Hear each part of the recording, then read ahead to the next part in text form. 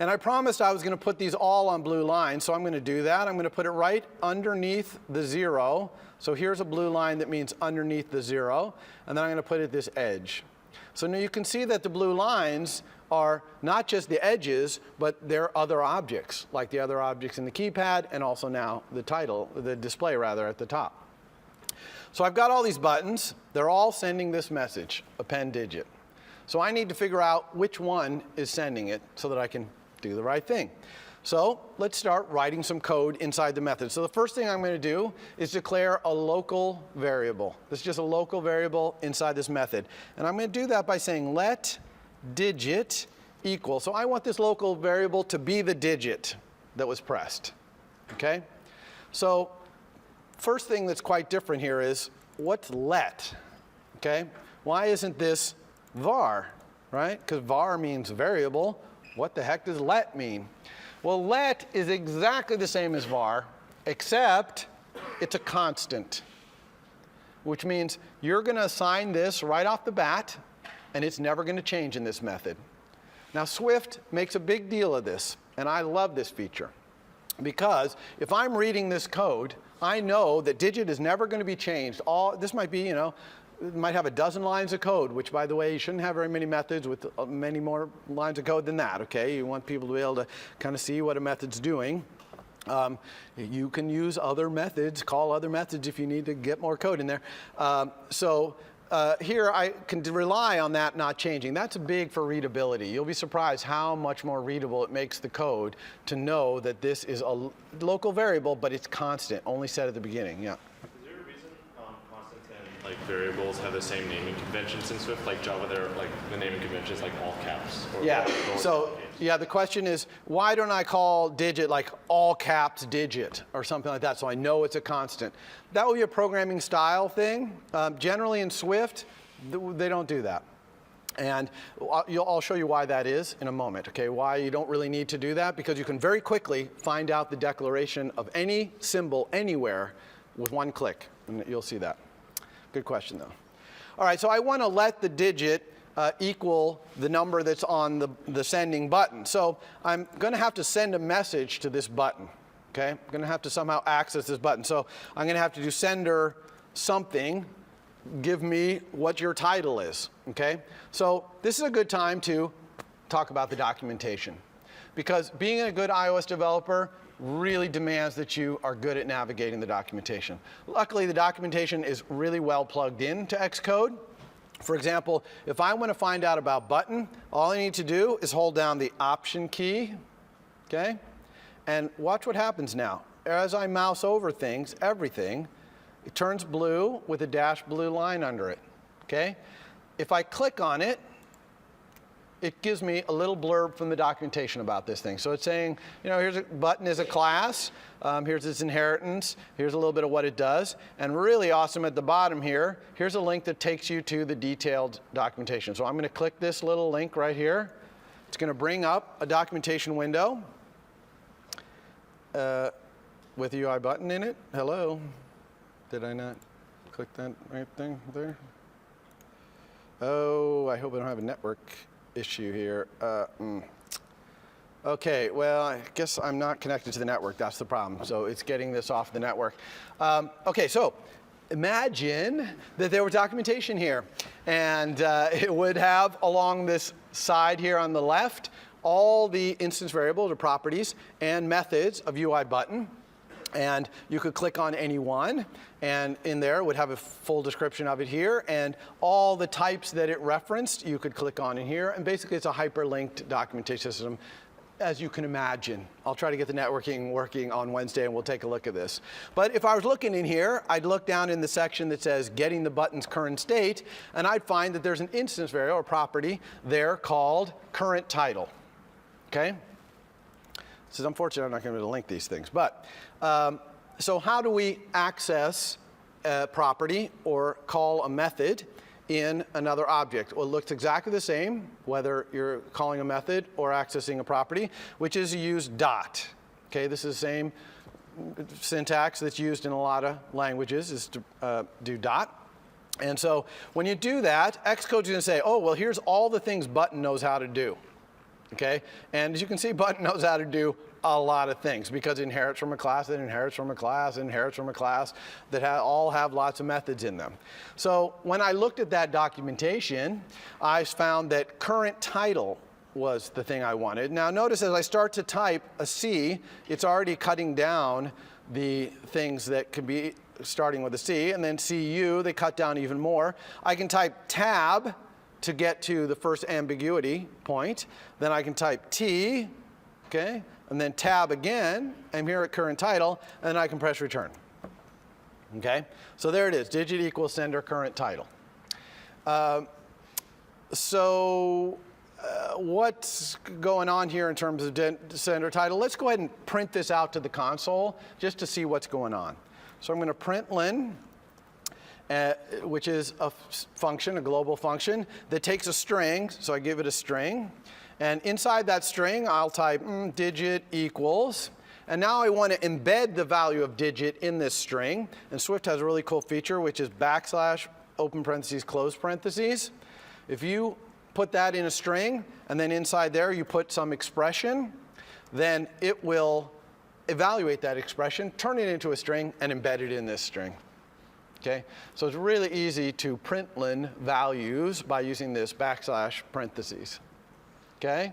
So let's go ahead and run and see what happens when we press these buttons, see what kind of result we get. It's not going to be quite what we expect, but let's see. All right, so here's our UI. We've got our buttons. That's a good start. And now, and the console, where's the console? Watch this. I'm going to press a button, 5. The console appears at the bottom here.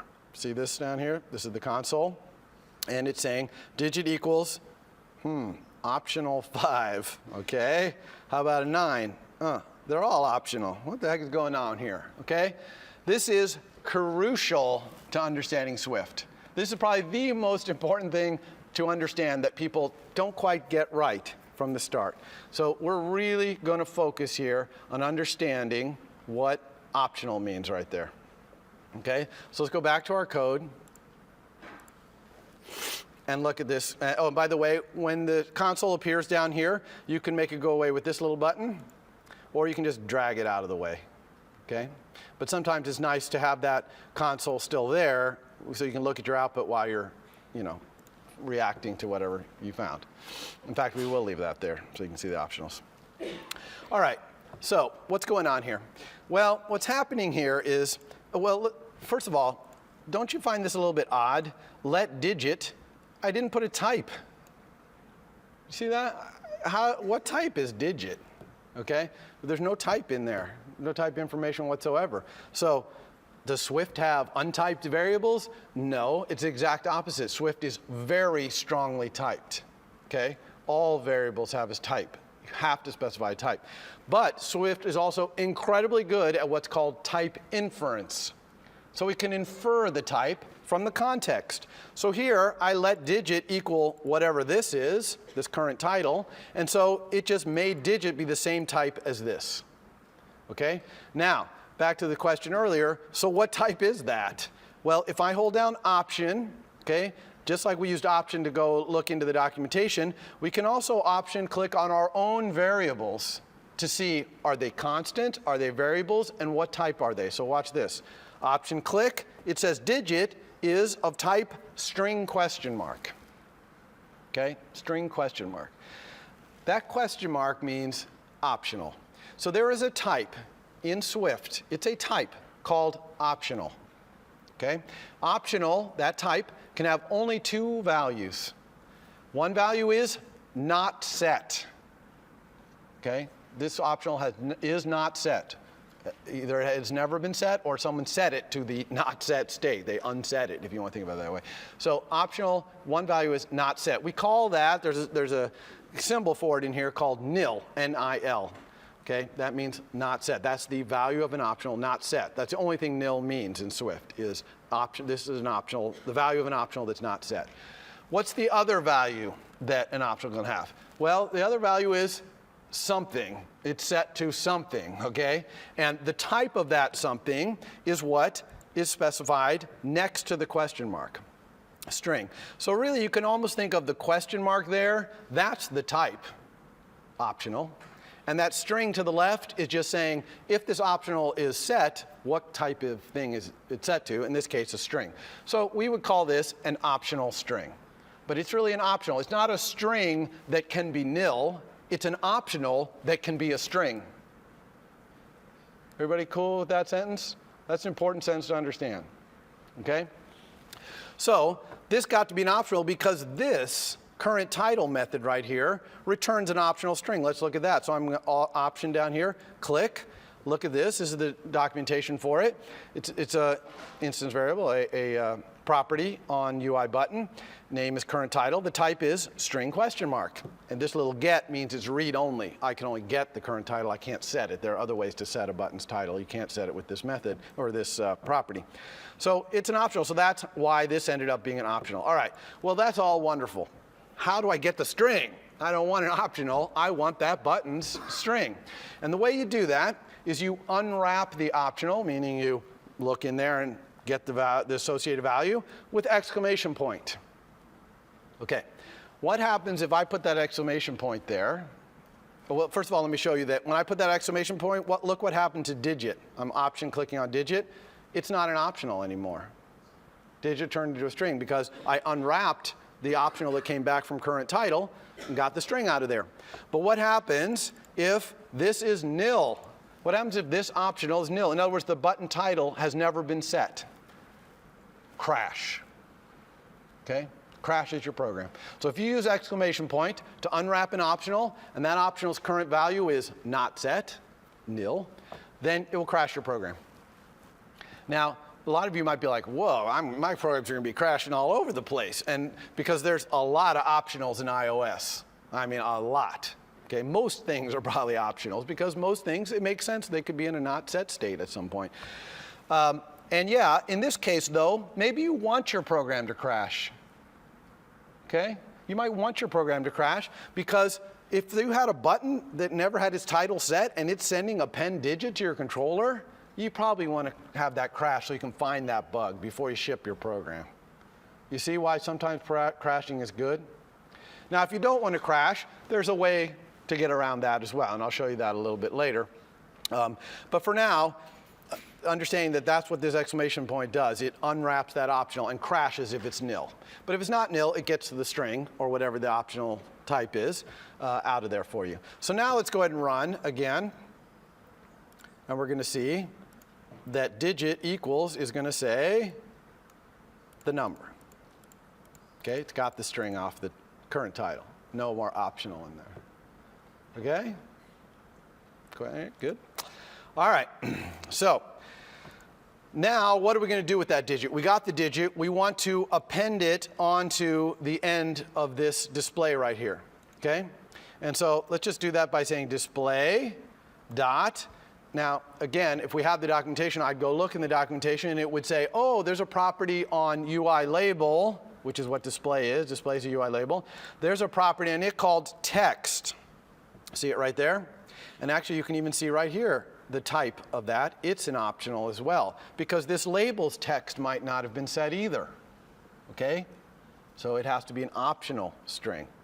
Okay, so I'm just going to set that equal. Now, display.text is an optional, so what values can I send it to? Set it to. I could set it to nil. That'd be legal because it's an optional. See, no warnings, no errors. That would clear out that display. It would not be set to anything.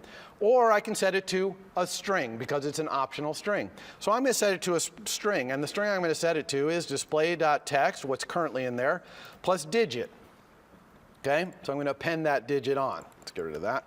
Okay, now this has an error here. Why does this have an error? Anyone volunteer why this is an error? See, it's pointing right here. There's an error. Back there. The display.text is an optional string. Bingo, because display.text right here is not a string, it's an optional. And you can't add a string to an optional. You can only add strings to other strings. So we need to turn this into a string by unwrapping it. And again, yes, this would crash if the display currently has nothing in it. It's not set. Okay? Everybody cool with that? So let's run again. All right, so now 5, oh, it put the 5 on there. 6, excellent, it's kind of working. I don't really like that 0 though. That's kind of weak, 0, 5, 6. That 0 should have gotten cleared out, right, when I first typed that 5. And that's because we really need some way in our controller to know whether we're in the middle of typing a number right now. Because if we're in the middle of typing a number, we want to append. But if we're not in the middle of typing a number, we want to start a new number, right? So let's do that. And I'm going to do that by adding a property, okay? Var user is in the middle of typing a number, which you might say, oh my God, that's a terrible variable. Now I have to type that over and over. This is the last time I'll ever have to type that, okay? Because Xcode is always going to escape complete it for me. Okay, so long names are perfectly fine in terms of typing load anyway. So I like this name, so I'm going to keep it. And it's a bool, okay? So I'm typing, it's giving its type. So here's var, name, type. And notice, look at this little error right here, okay? Okay, sometimes you're going to get errors in Swift that are completely incomprehensible to you because you haven't learned enough of Swift. This one's kind of like that. You see it says class view controller has no initializers. And that's because, and pay attention, in Swift, all properties have to be initialized when the object is initialized, okay? You can't have a property just sitting around not initialized. They have to have a value. Now, if they're an optional, their value could be nil, but they have to have some value. So we can't have this have no value. Now, there's 2 ways to give it a value. One is with an initializer. Unfortunately, I'm not going to teach that to you until next week, so you can't do it that way. Another way is just to say what it equals right here. Okay? And boom, gets rid of all our errors. Obviously, we don't start out in the middle of typing a number, so we're good to go here, right? So now we know whether the user's in the middle of typing a number. We can go down here and say if the user, now again, I'm just going to hit tab to jump past this, maybe a couple times. But if the user is in the middle of typing a number, then we'll do what we were doing before. Otherwise, we're just going to set the display.text equal to the new digit we just typed, okay? And we're going to say that the user is now in the middle of typing a number. Question? Why would we have to do with display initialize? Why did we not have to initialize this? That's a fantastic question, and I'm going to talk about that on Wednesday because there's only 1 minute left. But that is a great question, and it'll also, when I talk about it, I'm going to tell you why this is an exclamation point and not a question mark. Because I told you that optionals are made with question marks. So why the heck is this optional? Because that's what it is, an exclamation point. So we'll talk about that next time. All right, so let's go ahead and run one last time here. And hopefully this 0 will be cleared out. It is, and hopefully this will continue to append. It is. So we're in a great spot right here. We've got a calculator. We can enter numbers in it. Next step is we got to make it do some calculating. And we're going to do that next time. So I will see you then. For more, please visit us at stanford.edu.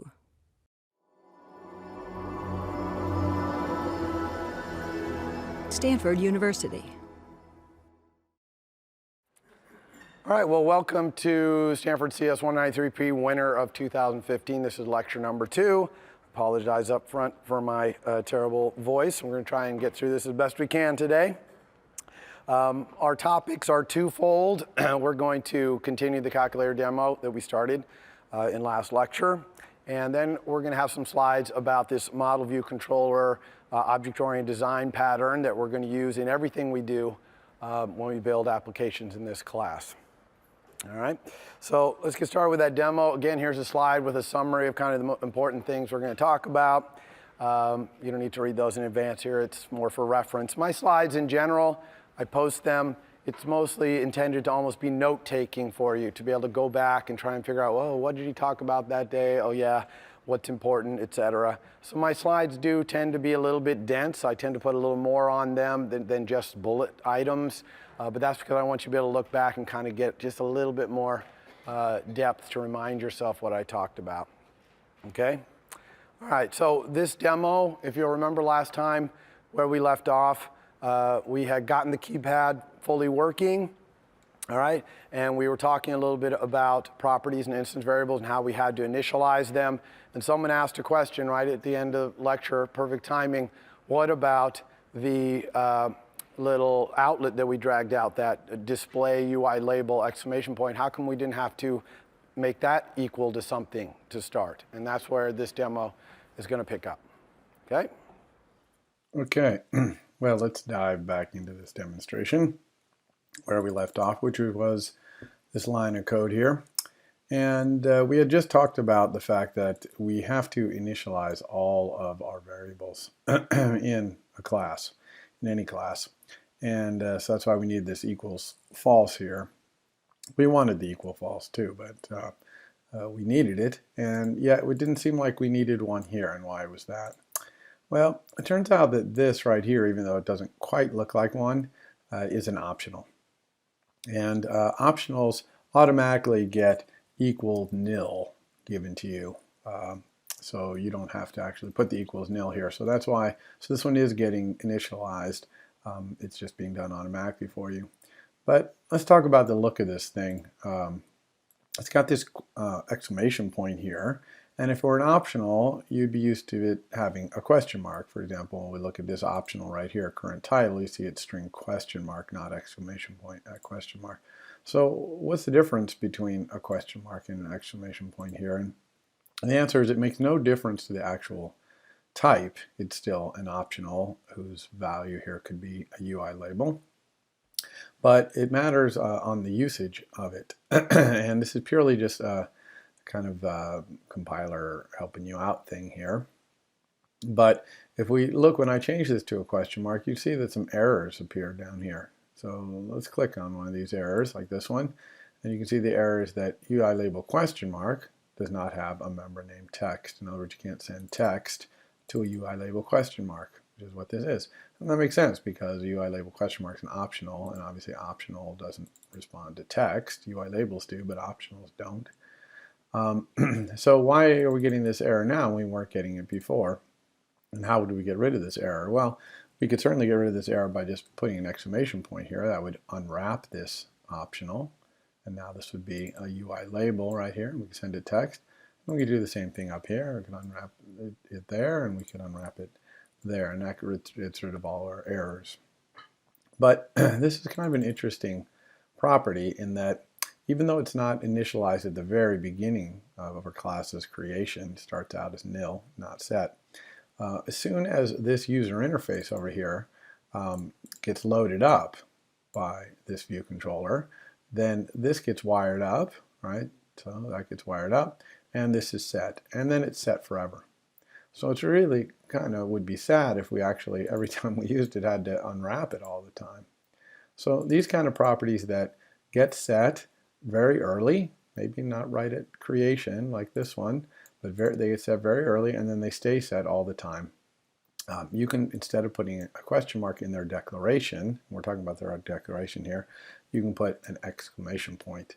And what that says is, this is just an optional, but always automatically unwrap it so that you don't have to put this exclamation point in here. So if I take this exclamation point out, you can see it's not generating any errors, and it's still going to unwrap this display and turn it into a UI label. And it's still going to crash your program if for some reason the display were nil. If you tried to execute this code, it may be impossible because this is the button sending this, so the button wouldn't be here if this hadn't gotten already loaded up and set. But if somehow you had some place in your controller where you were accessing display before this UI got loaded, it would crash because it is unwrapping this. It's just that you don't have to put the exclamation point. It's kind of like auto exclamation point. And this is called an implicitly unwrapped optional. Okay, implicitly unwrapped optional. And it's really only useful for this kind of property that's set very early and then stays set forever. So it's kind of syntactic sugar, really. Okay, so let's move on to the next button in our UI right here, which is going to be an enter button. Now, our calculator does not have an equals sign, so you're probably used to calculators where you say 6 plus 3, and then when you hit equals, it shows you the result. This calculator, a little more like a scientific calculator, has an enter key. And so instead, you put the numbers you want to add or divide or multiply or whatever onto a stack, and then when you press the operation keys, it pulls them off the stack.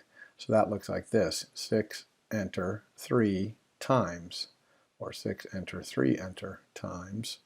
So the times is going to pull the 6 and the 3 off the stack. Or you could even go 6 enter 5 enter 4 enter, and then go times plus, and that would multiply the top two on the stack and then add the last one on. So we need an enter key here for our calculator. Now I'm going to create that enter key in a way that's actually going to cause a problem for me in a moment, but I want to show you how to resolve that very problem. So I'm going to create this enter key by copying and pasting this digit key right here.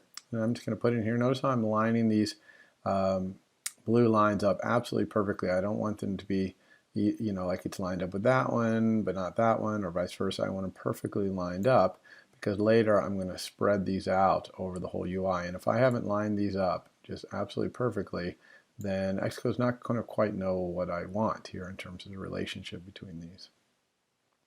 All right, so we don't want a 3 on here. We want to have a enter symbol. So I'm going to go up here to special characters. So this is on in most Mac applications. You can go to the edit menu and get special characters. And I'm going to search for this one actually. I think it's called a return. Yeah, and these are just Unicode characters right here. And so I want this one that looks like kind of like a return key or an enter key. So I have this, and I'm going to use the same mechanism we used before, which is control drag. So I'm just going to control drag out here, and we're creating an action, of course, because we want this button to send us a message.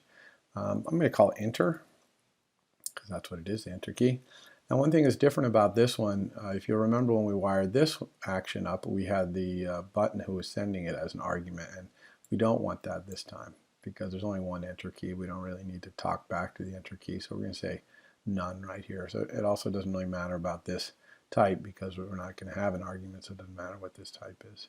So let's connect that. You can see right here we have enter, and it has no arguments.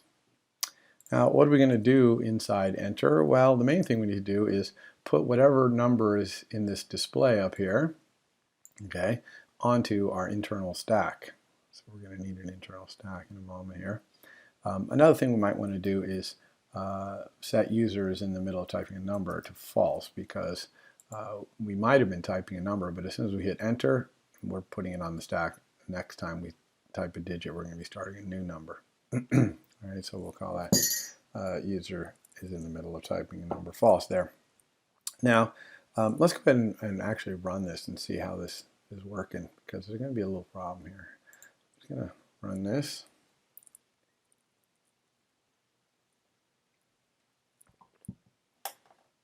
All right, so let's try 8, enter. Oh, what's that? Not good. 6, enter. Well, it's kind of working because and after we press enter, the user is in the middle of typing number, starts over, so that's good. But I had no intention for this to be showing up on the end of my display, this little enter key. So what the heck is going on there? Why is that happening? So let's take a look here.